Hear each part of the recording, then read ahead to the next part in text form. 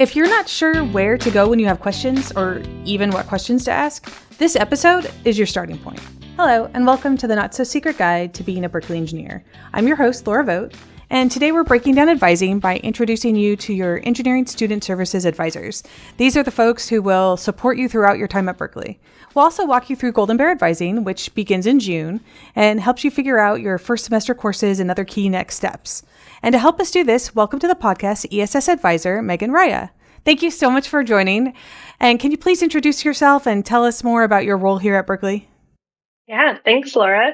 Hello, everyone. My name is Megan Raya. I am one of the Engineering Student Services advisors. So I provide academic advising to a caseload of students. We're here for degree planning and a lot of other stuff that I'm sure we'll talk about in just a moment. Well, thank you again so much for being here. So let's get started with some of these questions. To start it all off, this is the first podcast of our 10th season. So anyone new coming in, I think Engineering Student Services is going to be a new idea. We often call it ESS, but why don't you explain what ESS is? Definitely. Yes, ESS, or Engineering Student Services, we're the central place for support for our undergraduate students here in the College of Engineering. ESS has two arms. We have our programs team, which offers programs like tutoring services and mentorship opportunities, among others. And then our advising team, which offers academic support for new and continuing students through their entire time at Cal. Our engineering students are assigned an ESS advisor based on major, sometimes last name, so that you always have someone to go to for questions about degree and graduation requirements, as well as academic policies and procedures. And when's the earliest that you want students to connect with their ESS advisors? Yes, so incoming students, both Frosh and junior transfer admits, will be introduced to their ESS advisor during Golden Bear Advising, or GBA, our online orientation. And then after GBA, you'll be able to connect with your advisor and meet one-on-one if needed. And when does GBA take place? GBA is going to start up in early June, and you'll have some time to go through it. We'll be all done in early July before enrollment actually starts. So can you tell us a little bit more about GBA and why taking the time to really peruse the materials that are in it is so important? Yes, GBA truly covers everything a student will need to know to finish their degree and move through the college with confidence. There is a lot that goes into being a university student, from requirements to policies, and GBA covers it all. It is a lot to memorize, though, so GBA breaks this information down into different modules to try and help students with a solid foundation. Taking the time to read through GBA very slowly will give you an excellent starting point for how to succeed in the College of Engineering and at Berkeley at large. I do recommend taking breaks while you go through the modules. It is truly a lot of information. I know when we first started the Golden Bear Advising that we had one student that I think finished it in like 10 minutes. So basically he just clicked next. And yes, his advisor reached back out to him and was like, no, there's no way that you watched all of this in 10 minutes and took part in it in 10 minutes. We really need you to go back there and do it again. And his response was like, well, my brother had already done this once. And that might be the case. You might have had a brother who had already done this once, but policies change. We've got new majors, like there's changes. You need to make sure that you're not missing something. It's true. We do. There is a timekeeper built into the modules. And so that happens every summer that we see a student who maybe went through very quickly. And you're so right, Laura. There's just no way to retain that information. I'm an advisor. I still can't retain it all, but the exposure is the goal, right? That you've at least read through it all once. So maybe if it comes up later, it'll kind of pick back up for you. And when students start thinking about like when they should meet with an advisor, I know they have this first initial meeting with the Golden Bear Advising and then a little bit of back and forth maybe as they choose that first semester schedule. But when should they start really seeing their advisor and having regular meetings with them? I would say the earlier the better in some cases. There are some students who are going to come to Cal and maybe they don't know anyone. And so if you come and you meet your ESS advisor early, so maybe after you've done GBA and over the summer, even if you just want to say hi and introduce yourself, at least you know us. You have someone to go to with questions or concerns. Beyond that, I do think it's helpful to meet early if you have really specific goals for your time at Berkeley. Um, if you tell us what you're interested in, we can maybe help you get started making those goals actually happen. And that's the case, I would say, for students, especially who maybe want to study abroad, who are interested in a minor. If you have like really specific clubs and organizations you want to know more about, if you come and meet with your advisor early and you just tell us a little bit about who you are, what you're interested in, I think that can be a really helpful starting point for all students. And how can advising help students who don't even know what they need yet? So we're just talking about students that might be interested in doing some stuff, but what about these students that are like, okay, I'm here? Yes, and that's totally fair. To be a little cliche, we have a bit of a phrase in advising, and that is, you don't know what you don't know. And we truly don't expect you to know everything. So that's kind of why I have a job. That's kind of why advising exists. Beyond the really basic policies and requirements, what you'll learn, right, when you're very slowly going through Golden Bear advising. If you just come and tell your advisor a little bit about who you are, we can start suggesting things and we can help with that kind of next step. So, yes, you don't have to have everything figured out the first time you sit down in front of your advisor. That's not the expectation at all. But come chat with us and maybe we can at least help get you started. And do you think the goal of advising when it comes to the academics is to help students graduate faster or more efficiently? I would say the latter. So I cannot guarantee that I will get you graduated faster. All of the engineering programs kind of have their normative time, meaning they're built to take either 8 semesters as a frosh or 4 or 5 semesters for a junior transfer. But as far as efficiency goes, the engineering majors are pretty regimented, meaning there are sequences that you'll really want to follow to make sure that you have the right foundation and experience. And so coming and talking to your advisor so that we can go over those sequences and share our advice can help maybe avoid some difficulty down the line. So yeah, can I get you graduated in 2 years if you're a frosh? No promises, but I think efficiency is always the goal. I know, and we're going to talk more about those sequences and the importance of them and understanding why they're that way next week with another ESS advisor. So if folks have more questions about that, because I know the sequencing is sometimes hard to understand or okay, well, I need this class and this is the one I can get it to. So I'm interested to learn a little bit more about that in the planning. When students come to see you, is there like a perfect question that you want them to ask you or something that stands out to you that you really want to be able to help with? I think honestly, for that first advising appointment, I usually have more questions for the student than they do for me. I want to know what led you to your major, what brought you to Berkeley, what are you doing for self-care, and kind of along the way, maybe you'll start to come to advising with your own questions. I think the perfect question probably doesn't exist, but some good questions, at least to start, might be, how does my schedule look? What does it mean to have a balanced schedule? Where can I get more help with my math class?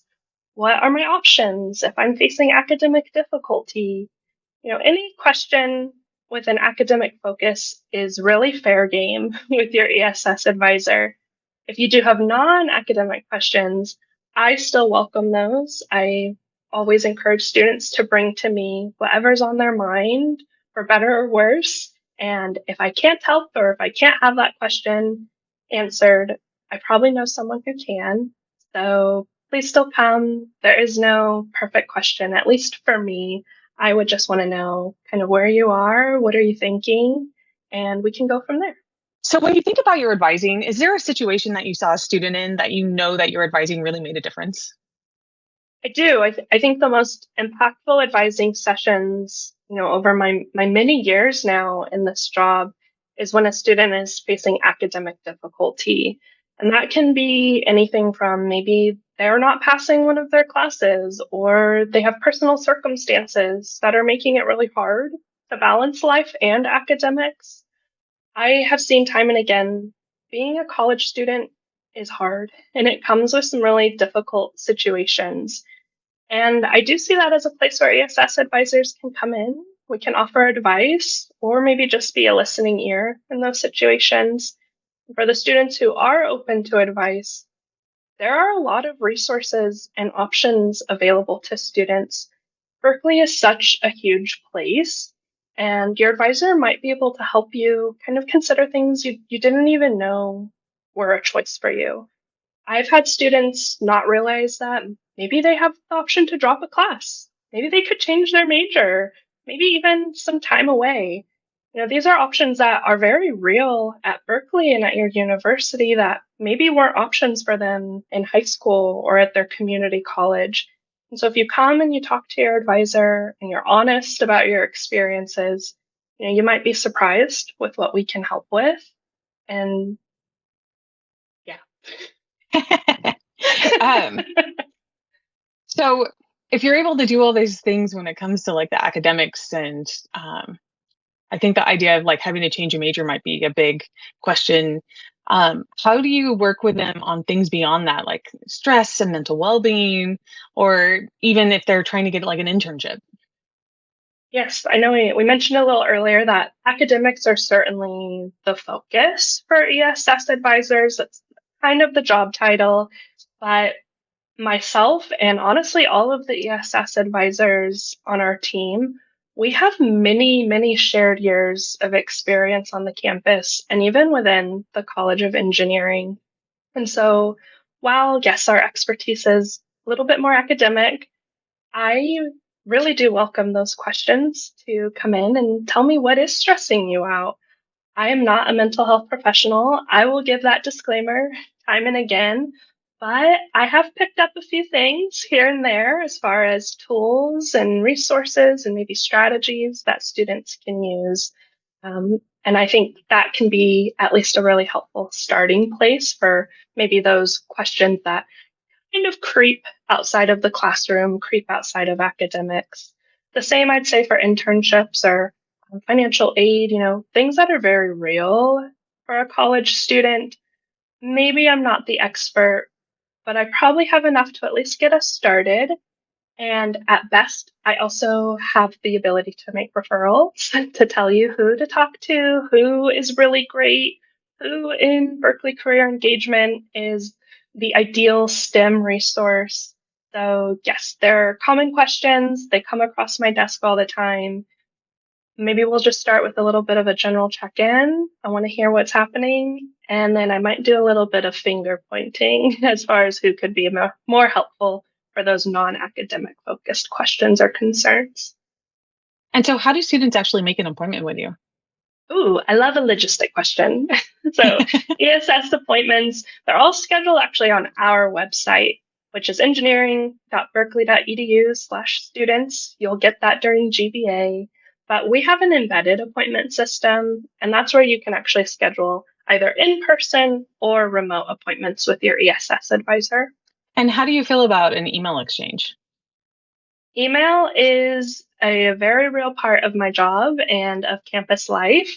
I think for email, I usually tell students, one, you have to be okay with a little bit of a delayed response. So my email gets a little bit busy from time to time. So if you just have a general question that you could wait for a few days, email is a great place for that. If it's a question that's going to take a little longer, maybe requires me looking at your record, I think usually an appointment would be better for those types of interactions. And so talking about that you might have to have a delayed response, are there times of the semester wherein it's busier and harder to get in? Definitely. I would always say the busy times for advising and for my calendar, they actually pretty closely reflect when students are busy. So the start of the semester, when you're figuring out your schedule, midterms, when maybe you're feeling a little bit more stressed and looking for more support, enrollment season. So when you're trying to look future and try to decide on that next semester's classes, those are the busiest times for students and advisors, and usually for the same reasons. So most of our calendars are open at least 3 weeks in advance. So I would always tell students, schedule early, try to look a little bit into the future as far as when you might have more questions, and book in advance. Are there also options for students to drop in and see an advisor, or does it all have to be scheduled? Nope. So every advisor, and there are, I think, 9 of us at that point. So the disclaimer is every advisor will do it a little bit differently, but most advisors do offer what we call drop-in advising. So drop-in advising, if you've never heard that term, is generally like a block of time that an advisor will hold for students who can just come in either in person or maybe in a Zoom room, ask a few more quick questions or maybe more urgent questions. For my drop ins, I usually say anything you think will take maybe less than 5 or 10 minutes. That could be great to bring to drop ins, these quick multiple time a week hours that I hold and that other advisors would hold. That's compared, of course, to appointments, which are usually 20 or 30 minutes in length, again, depending on the advisor. And those are really meant for longer questions, maybe more future planning, something, again, that might require really looking into your calendar, into your record, and see what you're thinking of. Advisors can also prepare for appointments. I've always enjoyed that. So those really complex questions, maybe a little bit more appropriate for appointments. Those quick questions, maybe just what does this count for? Does this look okay on the front end? I think those are fair game for drop-ins. And do you think there's any misconceptions that students have about advising? I do. I think the most common one is whether we exist. So at least in engineering, you will always have an advisor. I know I said that at the start, but yes, engineering students have an assigned advisor. This is not the case across campus. But here you will always have an advisor. So we are there. I think the next most common misconception is that you have to be in some sort of crisis to come and talk to your advisor. And that's really not the case. In fact, please come meet with me before you feel like your concern has turned into a crisis. I know we've said it already a few times. You don't need to know everything. You don't have to figure every situation out on your own. So if you've got at least something that feels a little concerning, that's making you feel a little uneasy, please come and talk to us. Tell me what's happening, and maybe we can help prevent that concern from turning into a crisis later on. And I know ESS kind of has two sections to it. So you're the first part with the advising, and then we also have a programs portion. Can you tell me a little bit about what the programs does? Programs is the other side of ESS, and they're hosting things like events. They are organizing our tutoring center, so the CAEE, where we support most of our lower division and some upper division engineering classes. So while advisors are here for degree requirements and support, maybe more of a one-on-one setting, programs is hosting the other side of being a college student. So where are you getting some of that support? Are you interested in certain organizations? Do you feel like you would benefit from a mentor on campus? ESS programs puts on a lot of the support side of the college. So we're really trying to make this well-rounded student. Definitely, yes. So the advising side and then the program side, we all know each other. We all know what our strengths are. There's another instance of referrals where in an appointment, I'm probably referring to programs. And then during those programs, they're probably referring to advising. I think that every advisor in ESS, we really do see the value for human support and for connection. Please do take us up on our offer to check in. We want to know who you are beyond just a name. Say hi, come introduce yourself. we want to know who you are. So yes, please come visit advising. Well, thank you so much, Megan, for being here and answering all these questions and about advising and introducing us to engineering student services and giving us a heads up on what the Golden Bear advising is going to be all about in June. Yes, thank you. I hope it was helpful. I hope it's encouraging to students to know a little bit more about what we offer, and I hope to meet many of you this fall. And thank you to everyone for listening to the Not So Secret Guide to Being a Berkeley Engineer. As I said earlier, this is our 10th year of the podcast and our first episode of introducing our incoming students to engineering student services. And so I'm really excited for you to check us out and the rest of the series this summer. We're covering topics like study abroad and mental wellness. We have the co-presidents from the Engineering Student Council come and give us an amazing overview of engineering clubs and organizations on campus. So please be sure to check out the rest of the series for more guidance as you begin your Berkeley journey. And we look forward to welcoming you to the College of Engineering this fall.